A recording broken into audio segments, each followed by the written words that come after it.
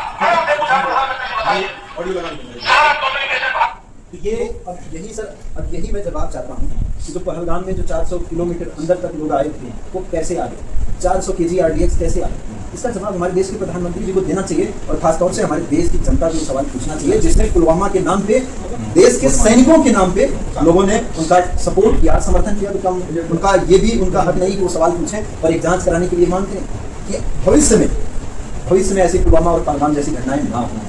इस मुद्दे को लेकर के देश के प्रधानमंत्री महोदय को, देश के गृह मंत्री महोदय को इस्तीफा देना चाहिए। इसलिए इस्तीफा देना चाहिए था कि उन्होंने इसी मुद्दे के लिए वोट मांगा। तो ये हमारे देश के तमाम जो बड़े बड़े नेता हैं, इन सब चीज़ों को सिर्फ राजनीतिक मुद्दा नहीं बनाना चाहिए। देश की सुरक्षा को आप राजनीतिक मुद्दा मत बनाइए ना, राजनीति करिए, सच्चे मन से राजनीति करिए। आप उसको सच्चाई, राजनीति करना गलत नहीं है। जैसे सत्ता पक्ष तो स्वाभाविक तौर पर आपकी बात नहीं सुनेगा, विपक्ष के नेताओं से क्या अपील है, कैसे आपका मुद्दा उठाएंगे?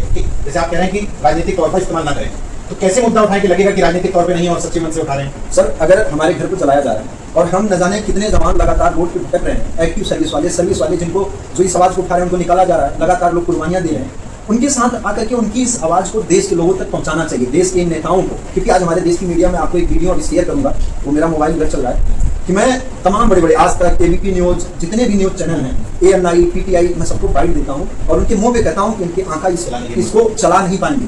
तो वो वहाँ पे कहते हैं कल मैं इसको चला दूंगा, क्योंकि वो एक नीचे रिपोर्टर है, वो जब भेजते हैं तो उनकी आंखा नहीं चलाते। यानी आज हमारे देश में ये तय करते हैं हमारे देश के प्रधानमंत्री महोदय, गृह मंत्री की कौन सी खबर चलेगी, कौन सी खबर नहीं चलेगी। इस वजह से आज एक फौजी, एक नहीं कई फौजी हाथ में कटोरा तिरंगा लेकर के अपने देश के लोगों से न्याय मांग रहे हैं, जिसकी आवाज़ लोगों तक नहीं पहुँच रही।